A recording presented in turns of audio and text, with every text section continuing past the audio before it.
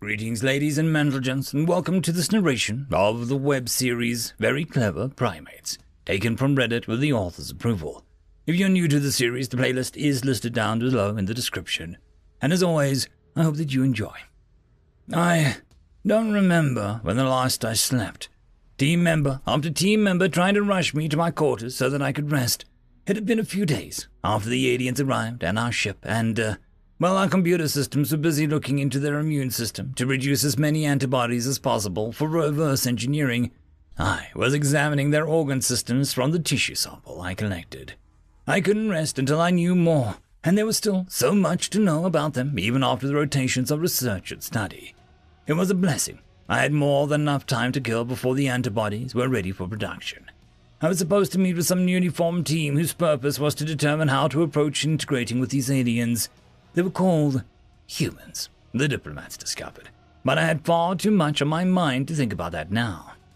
Skolan, you have been awake for 3 rotations. Look at yourself, you're a mess, a young team member said, her scales orange in irritation as she marched into the lab. It was my personal apprentice, Skaresh. Her comment caused my eyes to gaze over the dull grey of my scales. Grey, a universal indication of exhaustion. I risked contamination by staying awake this long. Long periods without rest compromised immune systems, despite how sterile I kept my lab. There were always microbes that slipped through the cracks. I, unfortunately, was getting late in age as well, only further compromising my immune system. I was 173 revolutions old, approaching the middle of my kind's expected lifespan. It showed in my quills too, their normal rigidity slowly fading away. They would soon fall flat over my body in a few dozen revolutions.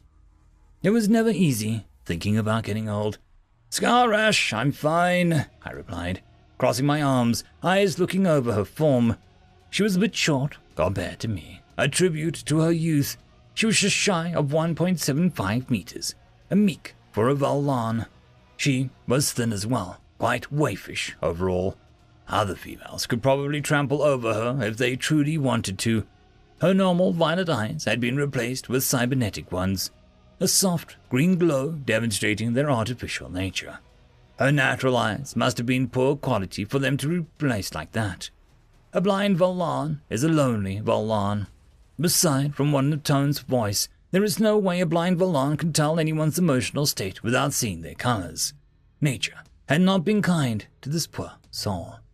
Despite that, however, she still possessed positive qualities. Her own colors were far more vibrant than the average female, and many men couldn't help but be drawn to her because of it.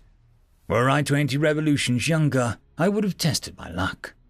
Skaresh scoffed, shaking her head as she pointed at the hologram of the human that the computer had generated from the genetic material I collected. Several thousand simulations and genetic tests had given us a pretty good look at our galactic neighbor's physiology.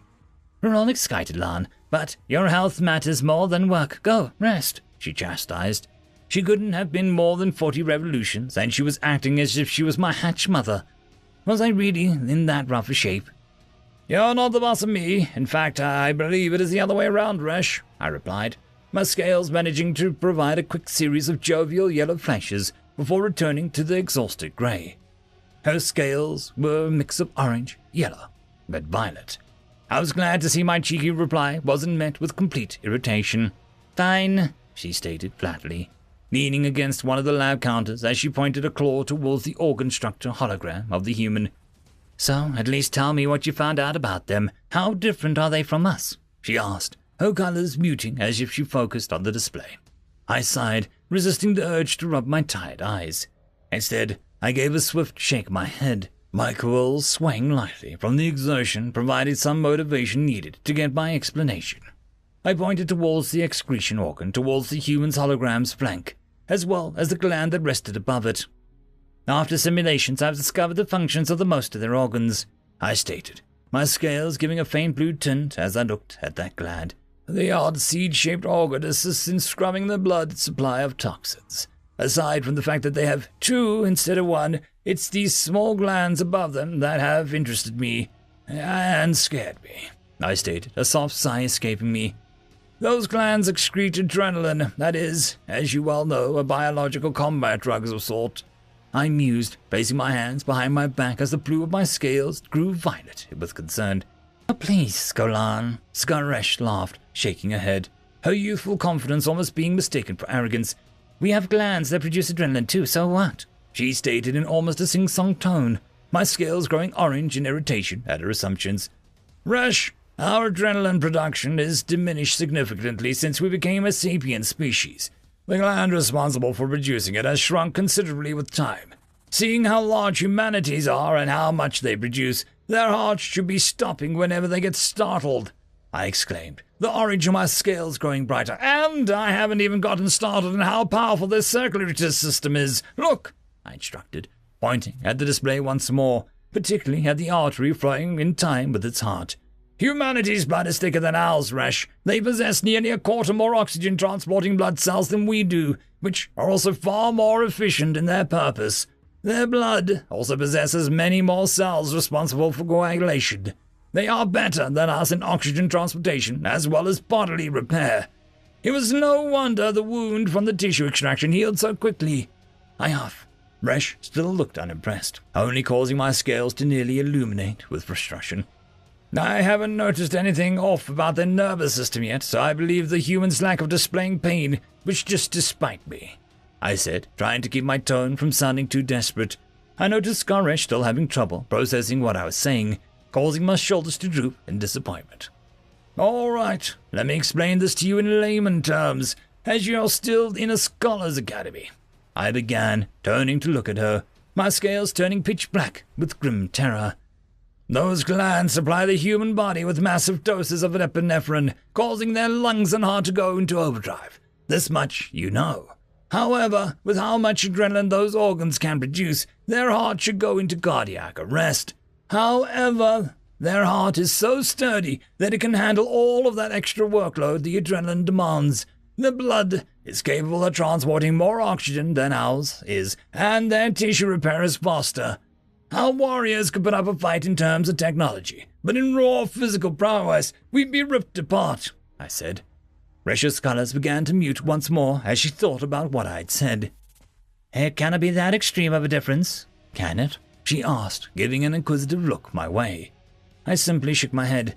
Their muscles are more dense, their blood is much better at transporting oxygen, they produce far too much adrenaline, and they have extreme physical responses to emotion. So, Resh, you tell me what a pissed-off alien is capable of when their muscles are filled with that much fresh oxygen and minds filled with rage, I spat.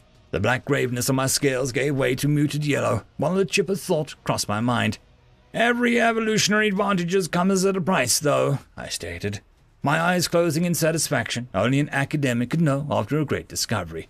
All of that oxygen flow and chemical backlash deteriorates their body much faster than ours. At most, they'll live a third of our normal lifespans, and that's if their DNA doesn't rip itself apart, I said, opening up an image of the double helix DNA. The aliens' DNA is very, very volatile. They aren't nearly as resistant to radiation as we are, despite their DNA having enough buffers to take our beating. Once those buffers are eaten up, replication is a nightmare. Mutation must run rampant through their society. I'm not one to make potential positives into a negative, though. Their DNA is quite interesting, I stated plainly, the yellow of my scales growing brighter and brighter, even fading into a green as I thought of possibilities.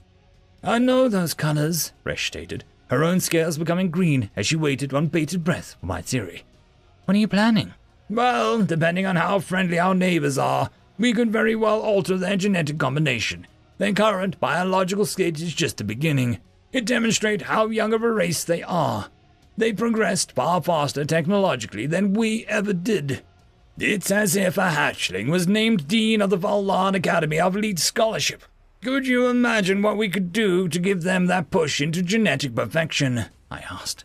The sudden drop of color from bright green to orange told me quite swiftly what Resh thought about that particular train of thought. You're a brilliant biologist, Skolan, she began, but don't you dare think for an instant that playing the part of gods on a young sapient species is an option. The board of scholars would rip your credentials apart even for considering that, she huffed, near growling with an orange fury. I gave a faint chuckle, shaking my head.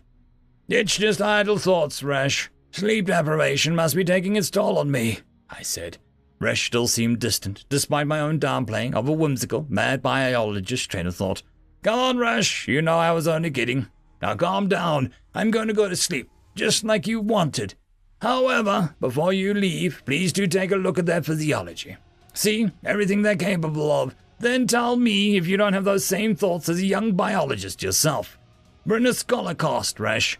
Our purpose is to think of all things that we could do. It is up to the diplomats and high command what we should do, I said, yellow fluctuating with grey as I made my way out of the lab, making sure to enter the decontamination chamber first before I made my way to my quarters. Resh would get over it soon enough. Youth had far too innocent a view when it came to scientific progress. My thoughts soon faded from Resh as I pondered the future assignment given to me. I had an appointment with that newly assembled human-to-Valan diplomatic partnership team. Next, rotation to discuss the High Commander's orders. We had a lot of ground to cover, and the trio of humans that we had met before could only keep their mouths shut for so long before the homeworld got wind of our presence. We had to move quickly and efficiently so that our introduction could be a pleasant one. But at least for now, the only thing on my mind was sleep. End of chapter. This is a special thank you to the one, the only, the legendary Eric Hino, who has become the only Tier 6 patron. I just want to thank the T5 patrons and channel members. Bob the Dragon, Cam Maxwell, Casper Arnholtz, Australia the Dreamer, Tryagain95, Purigiol, Meridian117, Alithia, Jordan Bucksbaum, Angry Marine, Albarden Gusta, and Barkey. Thank you very much. And that, my friends, concludes this video. I hope that you enjoyed. There are links down below, both to support this channel and for the author of this fiction. Anyways, I hope you all have a fantastic one, and I'll see you next time. Cheers.